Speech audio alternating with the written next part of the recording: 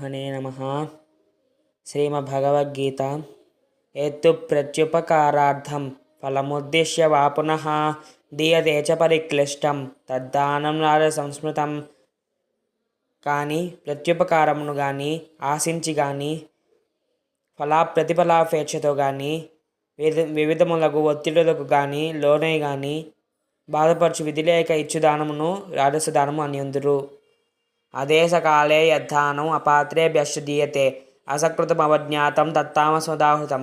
సద్భావము లేకుండా దానం పుచ్చుకొని వారి ఎడల గౌరవాదరములు చూపక తృణీకార భావములతో చీకొట్టుచు అయోగ్యులకును అపాత్రులకును చేయబడు దానము